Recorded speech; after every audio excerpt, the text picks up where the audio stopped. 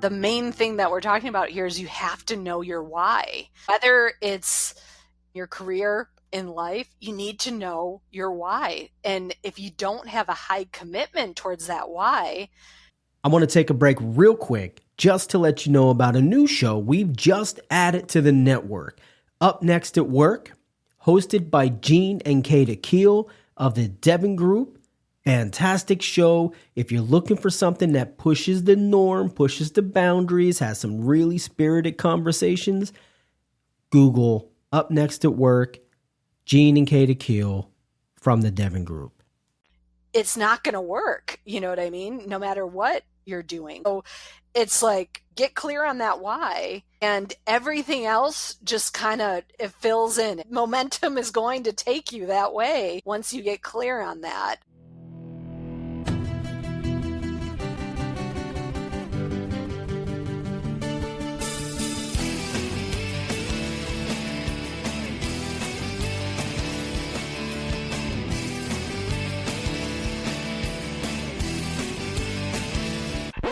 Welcome to Backstage Pass with the HR Rockstar, the show that pulls back the curtain and cranks up the volume on the most pressing HR topics, from talent strategies and workplace culture to career pivots and leadership. Because in today's world, HR isn't just behind the scenes, it's center stage. I'm your host, Jay Arnold, and in the world of HR and talent, there are times we recognize top performers within the workplace, sometimes referred to as rock stars. This podcast combines my love of HR as my career with my experience of 10 plus years performing shows around Michigan and the Midwest in my rock band, chasing the dream of being an actual rock star. Join me as I sit down with rock stars in their fields to have fun, insightful conversations that keep the human in human resources. Together we'll disrupt, innovate, and amplify the future of work. So grab your pass, turn it up, and let's make some noise. Joining me today is Anna Potter, Principal Consultant and founder of A&P International Consulting. With over 20 years of corporate experience in global mobility, compensation, and benefits at major multinational companies, Anna recently took the leap into entrepreneurship, where she now partners with clients through her own consultancy, bringing deep expertise and a strategic lens to global workforce solutions. Hi, Anna. Welcome to the show today. I'm so glad you were able to finally connect. We've worked together for a number of years, and I'm really looking forward to the podcast today. Me too. Thank you for inviting me on. In looking at your career trajectory, you've worked in global mobility, immigration, compensation. What initially drew you to global mobility, and how have your experience at both large and medium companies shaped your professional outlook? So yeah, global mobility isn't necessarily something you come out of college saying, I'm going to get into global mobility for my career, because I had no idea what global mobility was until I sat next to someone who managed global assignments at the employer we were previously at before. That's where I really learned the industry, like the global part of it, the international assignments part of it. Prior to that role, I did work at a fast food company in their corporate headquarters and was over relocation, but we only had one or two international assignments, and they were individuals going out into those countries, not necessarily bringing people into the United States. So it was a very different exposure at that former company. But when we got to the large auto supplier we both worked at, it was a totally different scale. And it just was so interesting to sit next to someone who was managing assignments. And at the time I was managing, or I was a compensation and benefits analyst. And it was just an area that I was very curious about. And so it just kind of naturally drew me in, and I stayed in it for, 15 plus years now. So it's just one of those areas. I feel like it's very magnetizing for individuals. They get in and they want to stay. I remember when I joined the team working with you, I remember interviewing with you even. It's funny because some former coworkers at another company I was at, and even some family members and friends were like, global mobility, what's that? And depending if they're at a smaller mid-sized company and maybe there's not they don't have a big international footprint. And I've been in some HR groups on different social media platforms. And I remember seeing one person when I was a couple years into that role, they're like, yeah, you don't ever, put pictures on your resume. It's a no-no, as anyone knows in hiring. But internationally, you do. It's not a no-no to put pictures, marital status, immigration status on an international resume, because it's so common in other parts of the world where you don't think about it. Right. different, obviously, employment laws. But I blew someone's mind. I said, "Oh, this is actually very common overseas to have it." They're like, "What?" So there's this whole environment of people are like, wait, there's an industry of people sending people overseas and bringing them here on assignment. It's small but big. Any large multinational company would have experience, I'm guessing, with that. Absolutely. So you started this year in looking at some of your posts on LinkedIn, what appears to be a trip around the world. Where did you visit? How long was your trip? And what are some stories that you can share? Yeah.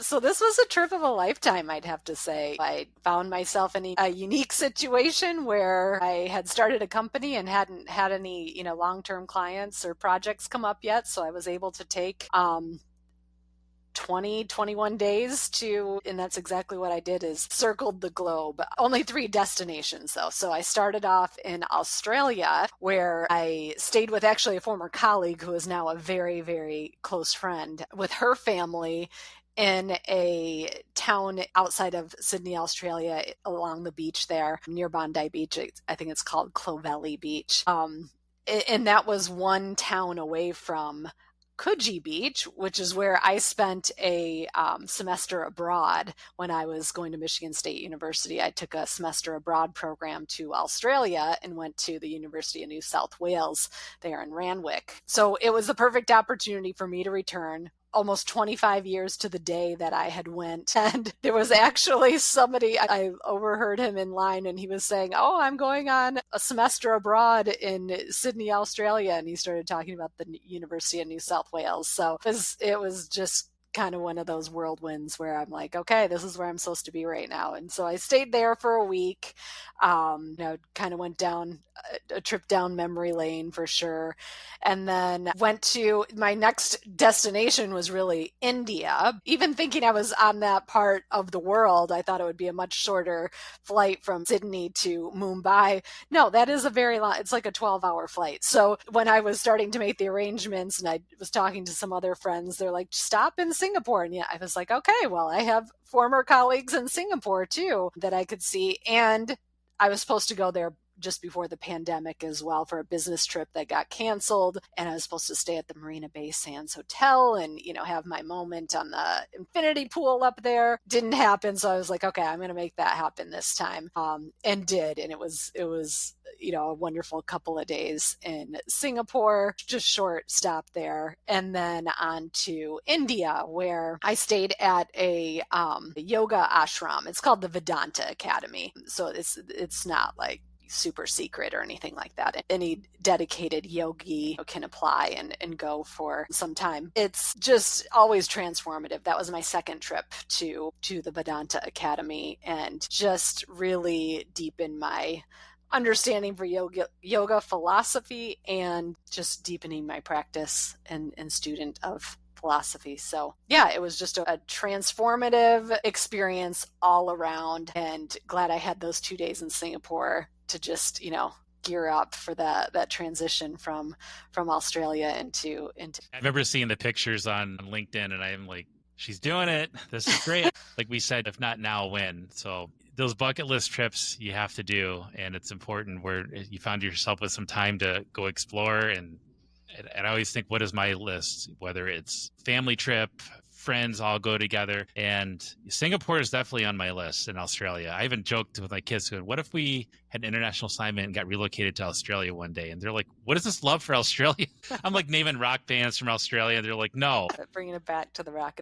You spent several years within the international assignments, global mobility, and compensation space. What are some key areas you could really share with professionals, whether it's global mobility or HR teams, that might be expanding their global mobility teams? Maybe things they're not thinking of, whether it's compliance or processes, something that we're maybe a growing company, just they don't maybe understand the risk of what's to come or what they need to be doing based on your experience. Yeah. I remember at the previous employer I was at, it being a much smaller program. And of course we didn't have software, and I think we did have a tax provider, and we had a data provider providing kind of cost of living. And, so it was very bare bones, but at the same time it was complicated, because it's not as though this fast food chain had like a corporate headquarters in Australia or India or wherever they were going to, they needed to also kind of set up the employment there too. So if you don't have the right service providers to help you, or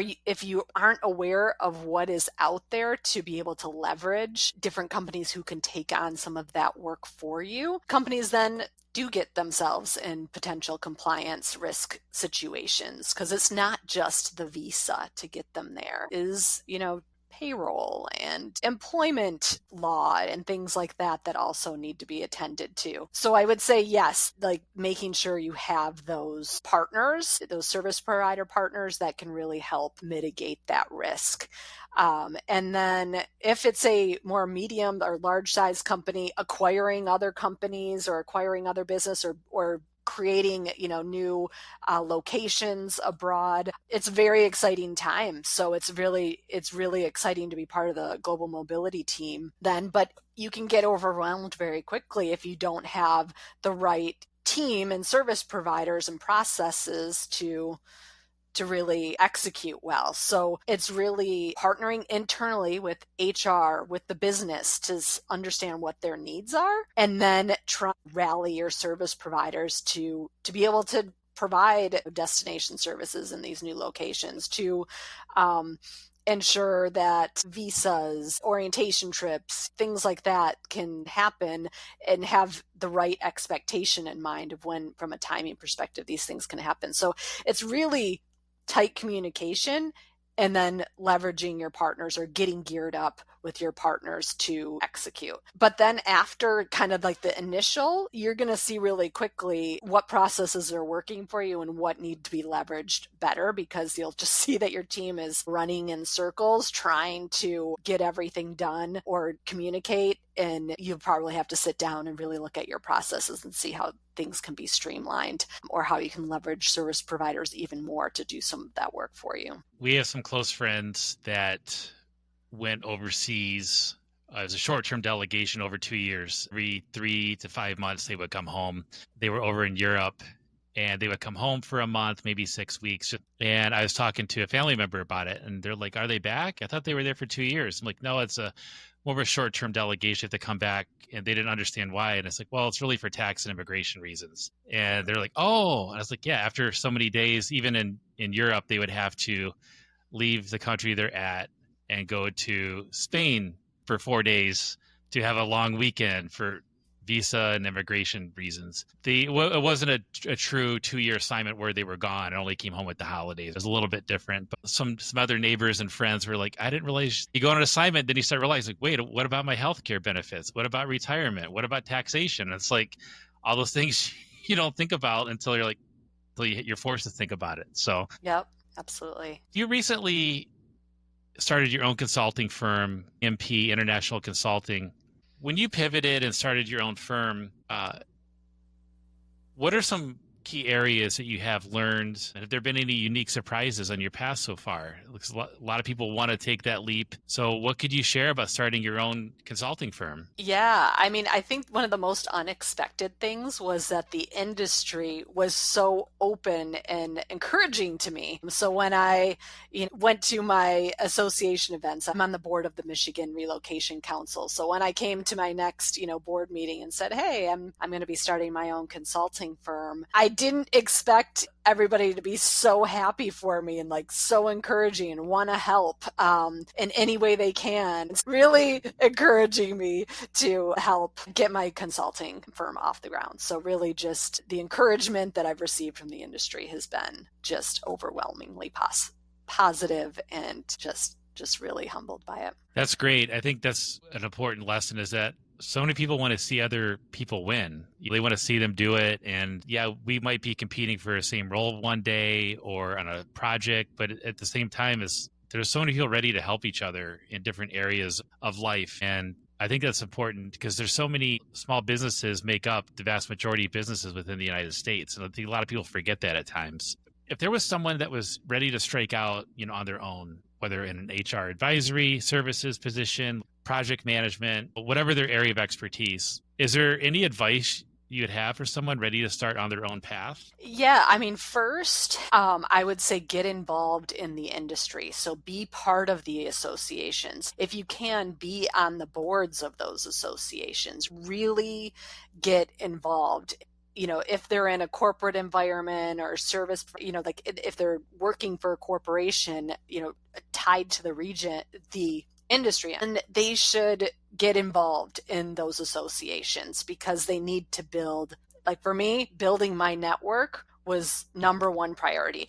And I started doing that years ago. But for me, maybe it's a little bit unique. I always knew I wanted to get into independent consulting at some point in my career. I actually started my career in consulting for a Big Four firm, and my whole hiring team got laid off, after about a year because Sarbanes-Oxley came out, and, there was consolidation between, the accounting firms and then their consulting. So this whole consulting area actually dissolved within, a year of me departing from it, and got absorbed into the consulting wing that spun off kind of as part of that. Long story short, I learned the consulting business from that experience, but I knew I didn't have the experience to really do it myself yet. I liked the concept of it and what I was part of, but I couldn't really do it yet. I was just assisting those that did have the experience and the know-how. So I decided at that point, okay, I need to go into,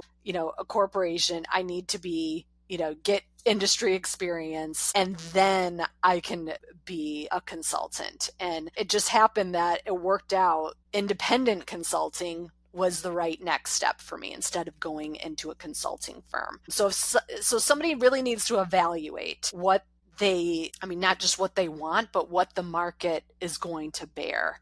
So, if someone's just really disenfranchised by corporate America and they're like, I'm going to go out on my own, because that probably is very short-lived, because it's not a intentional type of focus on I really want to be of service to clients for the rest of my career and help tackle larger, industry fundamentals and problems, versus just taking a break from corporate America. So first, the intention has to be there. Then the market has to bear it. So you've got to really think about what services can you provide, and does the market need those services, and at what price will they purchase those services. So once you kind of figure out what your why is, what your services are, and confirm that, okay, there is a market for my services, then you can start looking at, okay, let me build my one pager. I don't have a resume anymore. I have a one-page services biography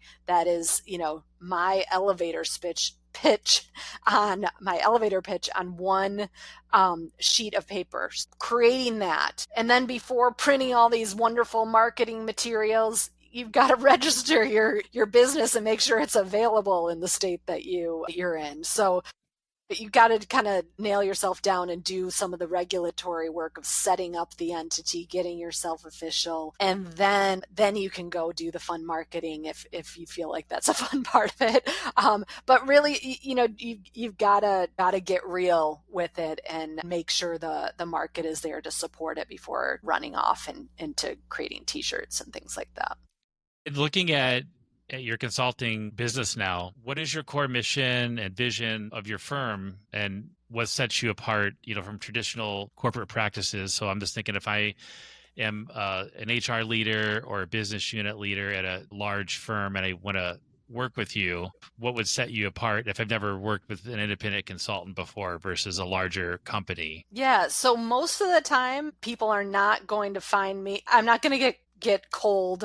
I might get a referral from somebody, but most of the time my clients, I already know them. I'm already very much in there, or have worked with them in the past, or had many conversations with them. So it's not as though they don't know what they're buying. They know what they're buying, and we've discussed it several times of the framework of what it is. And they're coming to me specifically because I have a unique perspective, 20 years of corporate HR experience, the majority of that being focused on global mobility. I've been through countless RFPs. And my background, my degree is actually in supply chain management, not HR, still under the business umbrella. So I have a very keen understanding of processes, technology, and process integration, and the big picture of the business and the supply chains that support them. So I know I have a unique skill set. So clients come to me or are attracted to me, or I already know them, and I'm able to sell that skill set to them, and it matches what they need. So there's no real breaking into a market when you're a consultant, I would say, for an independent consultant. You're generally already known for what you can deliver, and it's just a matter of getting the word out to your network and building, more and more connections. Then, those matches are organically happening already. So it's not as though I'm competing with the big four consulting firms, or like a McKinsey or a Accenture or something like that. I'm not competing with them. They have their own way of gaining clients and, in their own niche. I have my own too. It's not even comparable as to why someone would hire me as opposed to a consulting firm. If they really know what they need, then I fit that more. Or perhaps if they want something more that the big four are offering, then they go to them. So it's not, if I were trying to compete with the consulting firms or what was already out there on the market, I would just be spinning my wheels, because they have much bigger marketing budgets and reach than I do. So I have to differentiate myself on the skills, talent perspective that I have specifically. I've worked with someone who is on the Detroit SHRM board, and he is an HR advisor, a team of one. And he has a very similar story with a different space, of course, because he's not a fractional HR leader. He is an HR advisor. So he has a client maybe in Northern Michigan, one in Ohio, where they call him saying, what does this mean? And he advises what to do. This is standard, or this is something you really need to pay attention to. There's a potential of an issue developing right here if you don't handle this now, today. A lot of them are small businesses, maybe under 100 employees. They don't even have a full-time HR person. Sure.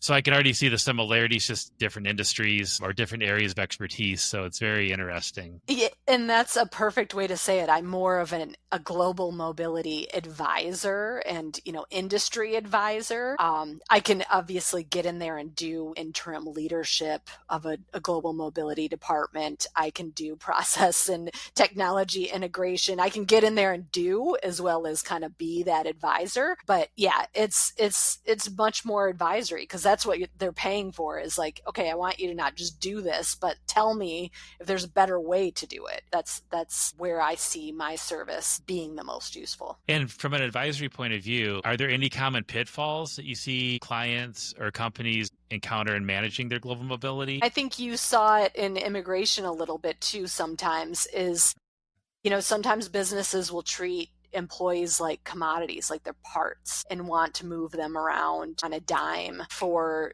the company's benefit. And, not realizing that they're putting the employee at a lot of risk and potentially the company at risk as well. So sometimes it's, managers not knowing the entire compliance kind of landscape that will send employees on, business trips when they're more project work type of situations, that gets intermittent and gets more and more risky every time they come in and out of the country. Then on the flip side of that, there's also the situation where you're seeing a lot of not just like lump sums, but like signing bonuses in lieu of relocation, where the global mobility team doesn't even know this person is moving internationally, but that hiring manager just does not want to invest in the relocation. So they're like, and the employee might even say, I want this job so bad, I don't care, I'll forego relocation, but I need, $10,000 signing bonus, whatever it is, like just to help me move. But then they just don't realize what they don't know. Say that immigration is authorized, at a very minimum, to assist that international move. Well, when the family shows up and they're like, where do we live? how do we get social security numbers? How do we, whatever, it just becomes a total mess of not knowing what they don't know. And that $10,000 is gone like that. And, that employee is really ineffective then. And they might try to hide it because they wanted the job so bad that, they're willing to take the risk, but then their family life is just miserable until they can figure it out or rely on help from others to kind of get them through it. So that is where I see the most risk right now, is that hiring managers don't know what they don't know, and then they're putting their employees, even if the employee is saying yes, I'll do this anyways, they're putting that employee in a very difficult situation. And it's really hard to see that when you're in the global mobility team and you get called in at the last minute, and the family is really at their wits end, and you're just trying to help them move through getting settled, and so that they can wipe the slate clean and hopefully move forward with a better experience. I think you and I both know one of the top indicators of an assignment being successful is the family happy? Because if everyone's miserable at home and you're at work trying to get things going, and they're in a new country, maybe learning a new language, it's culture shock, there's a lot of things going on, the kids in school. If everyone's barely treading water, it's not going to be a successful assignment. You have to have your four walls taken care of in any part of the world you're at in order to be successful at that role, whether you're sitting at a desk or out in the field, whatever it might be. And that touches on so many things. I'm glad you brought that up, because sometimes, like you said, managers don't know what they don't know. Yeah. And unfortunately, I don't see that improving. I feel like that leadership in corporate America is, I don't know where it's going to go. It's just one of those things where individuals need to really think about people as human beings, equal human beings, not commodities that, you just try to entice with a signing bonus to get them to come over and just chalk it up to it's all one great adventure for them. People need support, and multinational corporations are in the position to provide that support. Having structure, I think, is key when it comes to that. Just having that person you check in with. What does this mean? I need to get some things out of storage that came. There's so many things that you just don't think about. That's really a good outlook. And I think one of the other phrases that is equally dangerous is a manager, like we always say, might be from a good place. Well, I did it this way 10 years ago and it was fine. Well, 10 years ago, that was a long time ago, whether it's a regulatory environment, that now we're post-COVID. COVID turned everything upside down, especially in the international assignment where embassies were closed and so forth. How is your leadership style evolved from corporate days to running your own consultancy? Because that's a big change. How is your leadership, taken on a life of its own? So yeah, when I was part of a corporation, I mean, I certainly had to follow the guidelines and norms of the company in a certain way. I don't think boundaries is the right word. It's more like there's a specific expectation when you're in a corporate environment to manage your team to the goals of the company or to whatever the expectations are of management. When you own your own company, goals are very different. Team looks very different. Obviously, at the corporation, my team were immigration professionals, global mobility consultants, and then I managed service providers and relationships with HR business partners and other cross-functional teams. So it was a very different environment when you're, doing your own independent consulting business. Team is your CPA, contract attorney, financial planner. You have to build a different team that's supporting you because you don't have time to do all that stuff anymore, and it gets a lot more complicated. My service providers, but I call them my team, are really those people now, and in selecting the right people for me. And then my clients are the focus, but not, and then I would say it's all in a construct of what is my purpose is to help the industry, is to move the industry forward, to help solve problems or simplify complexities. That's my true mission, and do that with clients who are thriving and want to expand and be part of that moving, the industry forward. So it's a different goal than when, you're at a corporation and you have specific goals there, to move employee from one place to another as smoothly, efficiently as possible.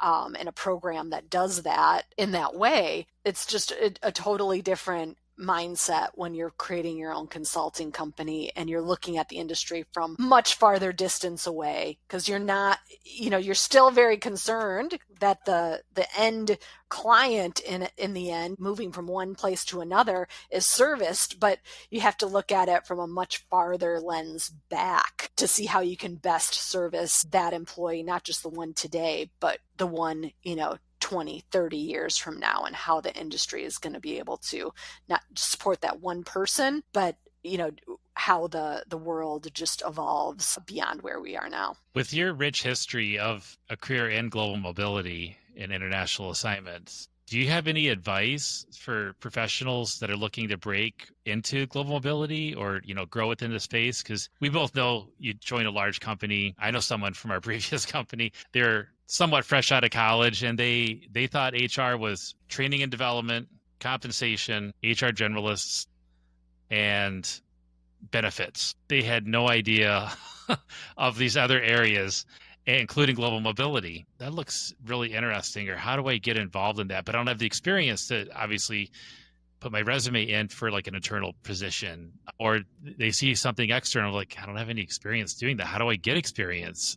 How do you get experience when you have no experience to grow into something like that? So if there is someone fresh out of college or even in their HR role and they want to pivot to that center of expertise, what are some advice you'd be able to offer someone? So a lot of associations are pretty open. So of course, SHRM is a great one. If they're HR, SHRM has even some global mobility related to it, but just get involved there. And then if global mobility is your area where you're thinking, yes, that's where I want to focus, then start getting involved in, the worldwide ERC. And then there's local chapters like the Michigan Relocation Council. So that's what I would say, is get involved in those industry associations, because if you're not necessarily going to get that opportunity at the job that you're at now, then you need to meet people that potentially can help you, or you can, fit into their organization sometime in the future. So it's a long game. It's the same thing for hiring managers. How do I hire the best people?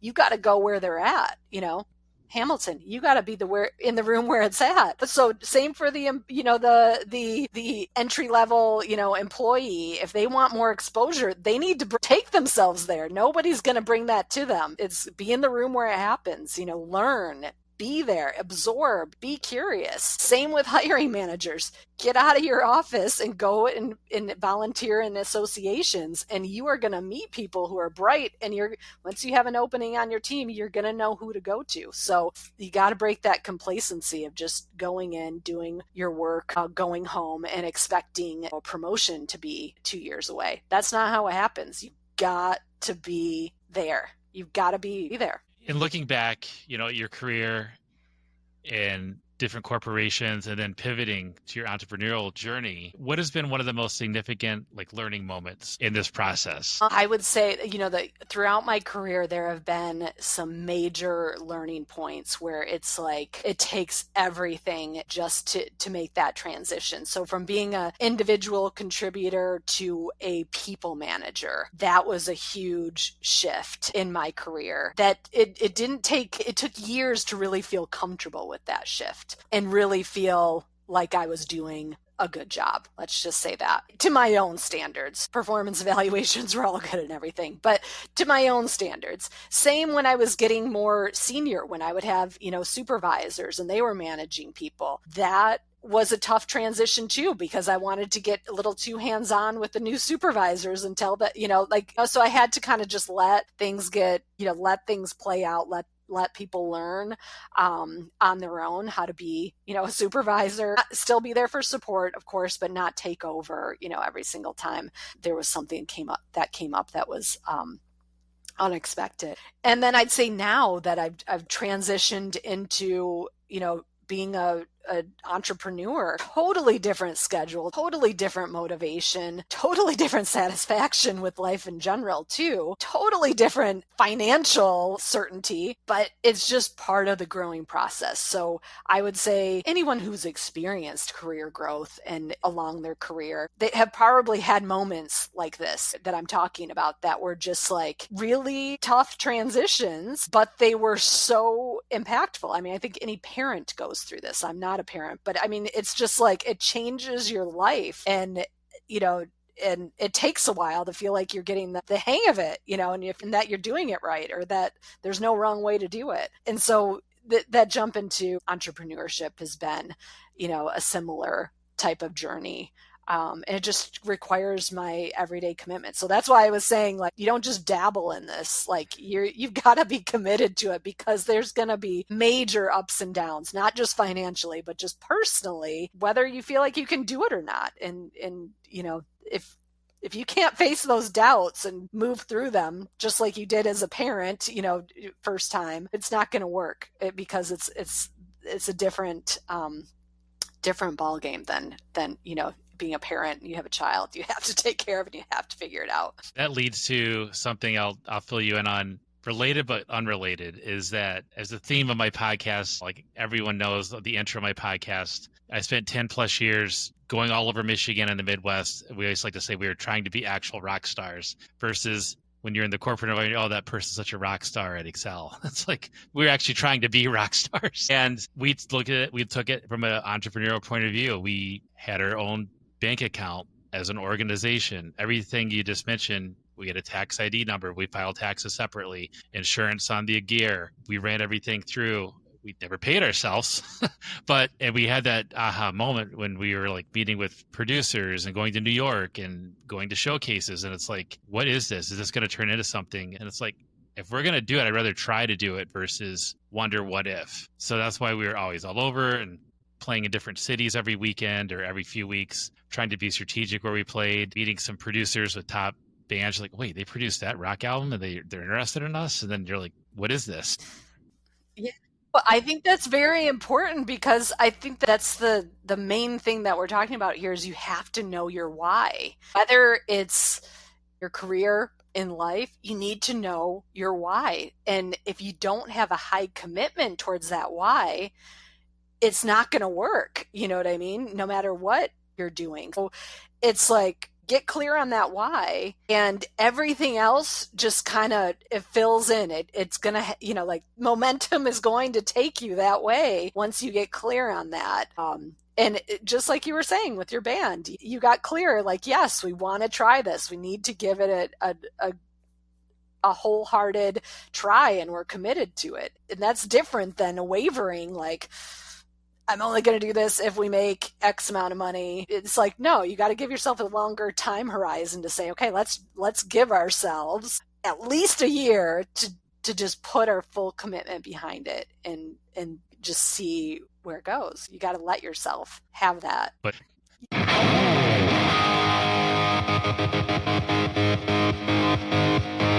one of the things I always like to do is ask people the following questions as we start wrapping things up. This is called our encore section. To keep things human, what is the first thing of human resources? Is human. If you were to share your Spotify or Apple Music playlist, whatever you listen to, what are some artists or bands we would find? Oh, it would be just a hodgepodge of a lot of different genres. But you're going to probably hear some Dave Matthews Band, maybe a little bit of Etta James, some classical, some Beyonce. It's going to be everywhere, because every age, I still very much identify and listen to some of the music from my teens, my 20s, my 30s, my 40s. I mean, sometimes I cringe at some of the 20s songs from the early 2000s, but, I find myself bebopping. I'll sing along, catch myself, and but I would say hodgepodge. What was the last show, concert you attended, or play, anything that you might have attended? It was a live performance. Next weekend, I'm going to go see the Book of Mormon, but the last show I've attended, I believe, was last summer. Dave Matthews Band. I go every year with my friend Gina. She's been in the fan club since the late 90s, so we go, we jam, we're close up.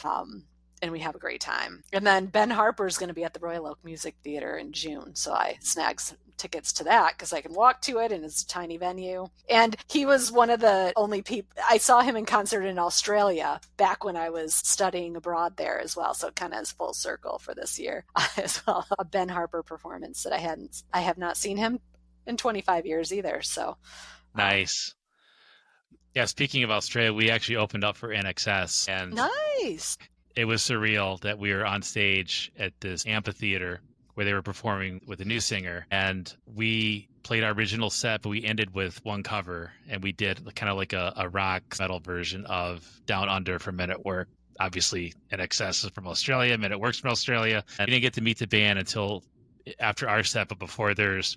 And I looked stage left, and I'm like, the guitar player and bass player are sitting there giving us thumbs up. And I grew up watching these guys on MTV. That was one of the most surreal moments of my life. And then we said, hey, guys, we brought a case of Foster's. And they're like, this is piss back home. You know that, right? We don't drink this back in Australia. It's like Budweiser here. I was like, we were trying to be all welcoming. And they're like, yeah, this is terrible beer. Dude, we don't drink this. I learned that my first day in Australia 25 years ago.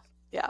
No Foster's while I was there. No Foster's. That's great about the Royal Oak Music Theater. I mentioned to my wife and some friends that in September, there's a concert coming. We should go. It's Tom Kiefer. And I got to look going, am I supposed to know who Tom Kiefer is? And I was like, the singer of Cinderella from the 80s. Like, oh, with LA Guns. And I was like, well, I'd rather go see him in Royal Oak because that's usually a Harpo show, and I don't go to Harpo's anymore. So what is a guilty pleasure of yours? Last summer, I had to get my windshield replaced at Safe Light. So I'm there sitting in the waiting room, and they have The Curse of Oak Island on the History Channel running, a marathon. I got totally sucked in. And so, this past summer, that was all I was watching. And my whole family was like, we are not watching another episode of Curse of Oak Island. But then I kind of got some people into it. So, my mom would watch it with me and everything. But my nieces and nephews, they're like, it was a big joke. So, yes, I would say that right now is my guilty pleasure, too. Every Tuesday. What is a fun or unique fact about yourself that people might not know? I lived across the street from a Hall of Fame baseball player for a short time, about a year. Yep. No, I was, I think, around 12 years old. It was the first year. So I grew up in Lansing, Michigan, and John Schmaltz, which most people know him from the Braves, but he was first with the Tigers right out of the draft. So the year he was with the Tigers, and he might have even bought the house just before that too. But yeah, it was like kitty corner across the street. So I remember knocking on his door selling Girl Scout cookies. His sister was there who bought the Girl Scout cookies. And then his sister ended up taking over the house, buying the house from him or whatever. And so I got to be good friends with his nieces and nephews growing up. But yeah, so that's kind of a fun fact. I lived across the street from John Schmaltz for wow. That's awesome. Besides the show that you just mentioned, is there any other shows that maybe you have been binge watched on any of the big platforms recently? Oh yeah, so the show Cross on Prime, it's like a suspense thriller. That was really good. I really recommend that. But right before bed, it is kind of intense. So, but yeah, that's a good one. Not necessarily for kids, but for adults, that's a nice suspense thriller. I recommend it. I'm binging White Lotus and The Righteous Gemstones on HBO. That's kind of my two go-to right now. Nice. And I just found Daisy Jones and the Six on Prime about some 70s band, which I didn't realize is based on Fleetwood Mac in a loose way. So that one was amazing. I watched that like a year ago. I loved it. Yeah, I just found it, and I'm about 5 episodes in. So as we wrap up, if people, are watching this and they realize I might need to reach out to Anna and say, I have some consulting work, or I have some projects, or I need us to look at what our processes are, and need to, pick her brain and and work with her, what are some ways people could reach out to you? So yeah, LinkedIn is an easy way to reach out to me. I have a website, ampinternationalconsulting.com. They can click on a contact me, contact us link there, and that goes to my email. So yeah, there's a number of ways people can reach out to me, and I'd love to have a conversation with anybody who might need some HR corporate advising, especially around global mobility. That's great. And I'll have links in the show notes and everything for everyone to click on as well. Awesome. Great. Well, this has been really insightful, and it's been great catching up and learning your new journey and your path of pivoting from a corporate role to now being an entrepreneur in a global advisory role. With that being said, thank you everyone for tuning in, and keep rocking HR excellence. Thank you.